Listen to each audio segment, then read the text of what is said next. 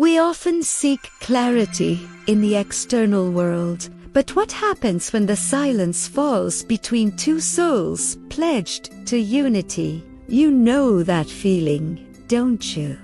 When the bed feels wide, when goodnight is spoken, but nothing else is. When intimacy isn't just missing, it's being withheld. And here's what most people don't realize. But listen close. This isn't really about the physical. No, it's the unseen rift that cracks open everything else.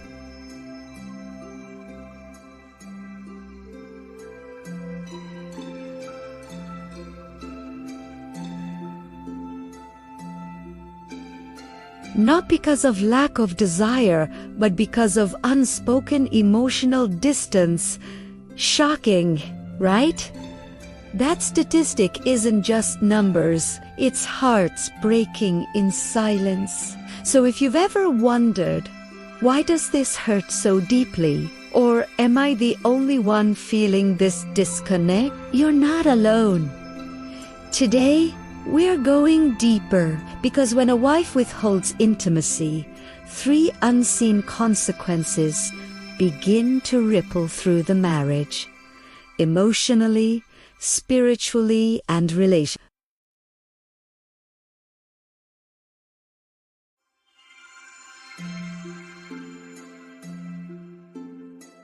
A return to sacred presence. Stay with me. The first pillar is the emotional landscape. Intimacy is not a transaction. It never was. It's the ultimate act of vulnerability, of saying, I'm safe with you. I trust you. I'm here with my whole self. But when that gift is withdrawn, even with good reason, it echoes like abandonment in a husband's heart. Brother, when your wife pulls away, you don't just miss physical closeness.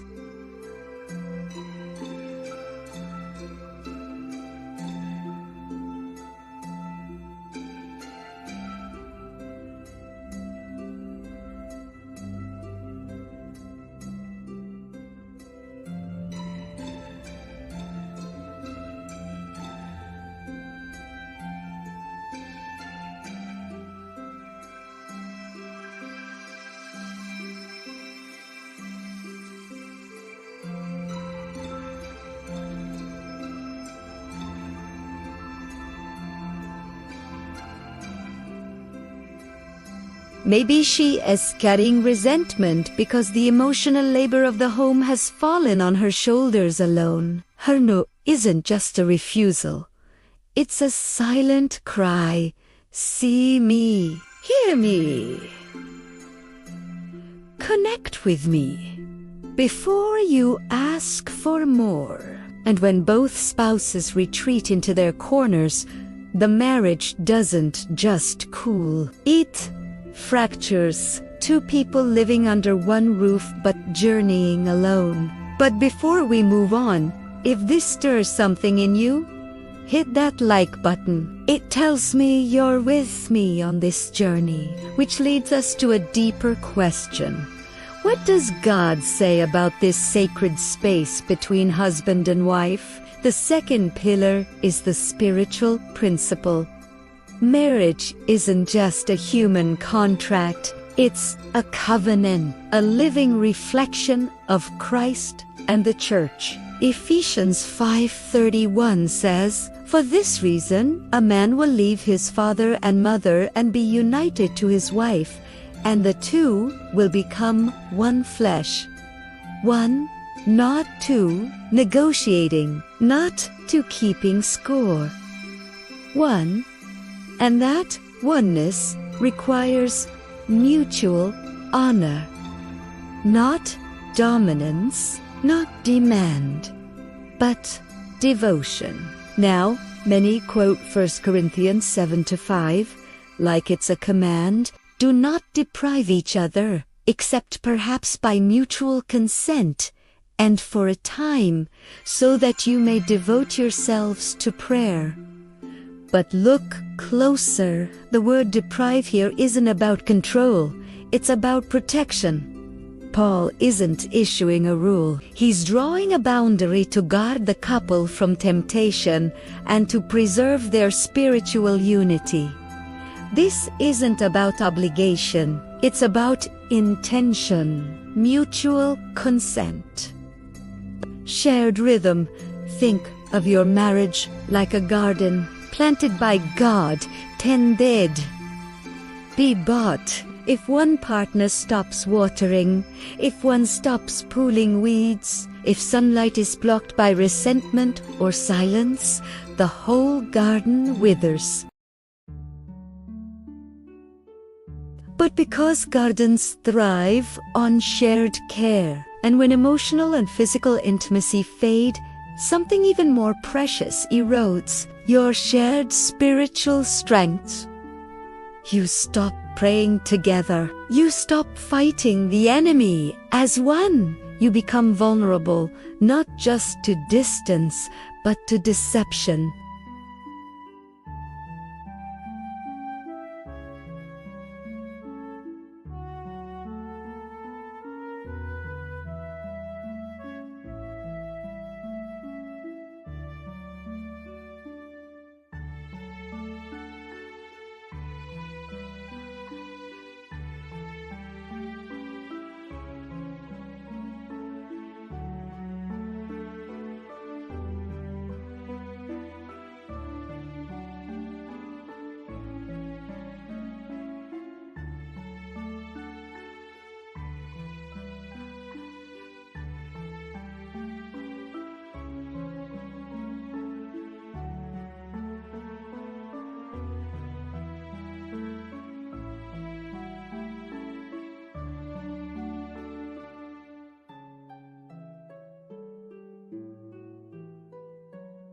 Is it grief, fear, or past hurt you've never voiced? Don't just say, "I'm not in the mood." Because God meets us in our honesty, not our performance. So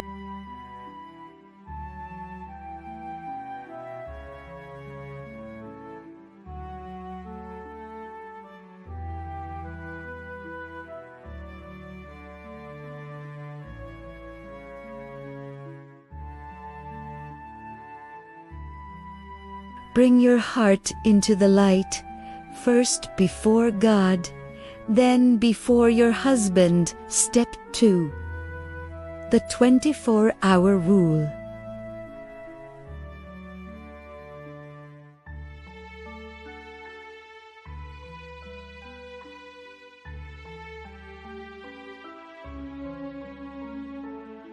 But with softness.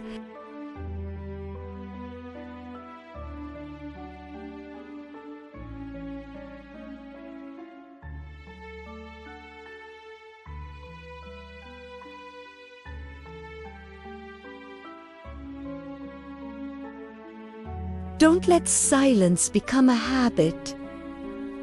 Let re-engagement become your rhythm. Step 3. Rebuild non-physical intimacy.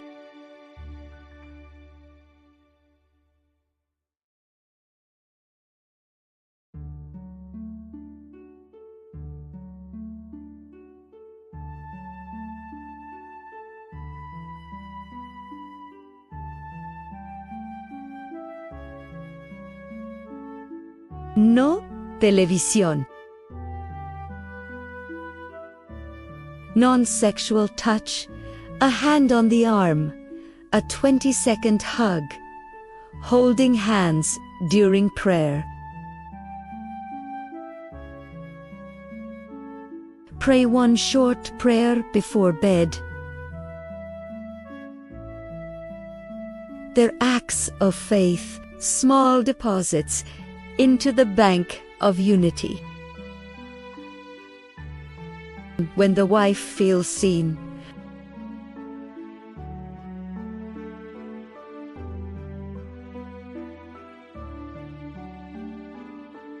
a natural overflow of a garden being tended together.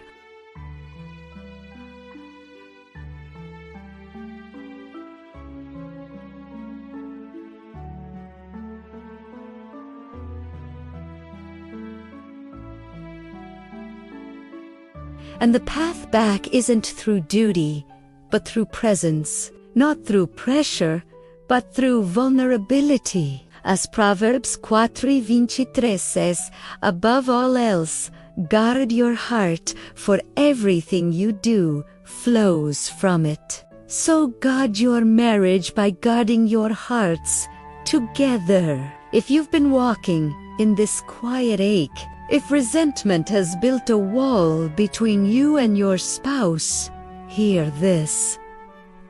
The key to lasting peace isn't about adding more to your plate. It's about letting go of the need to be right and choosing, instead, to be present. If this spoke to your heart, if you're still fighting for your marriage, type "I'm still here" in the comments below. And if you haven't yet subscribed, do it now, because this journey isn't walked alone. We're cultivating gardens, not just surviving storms.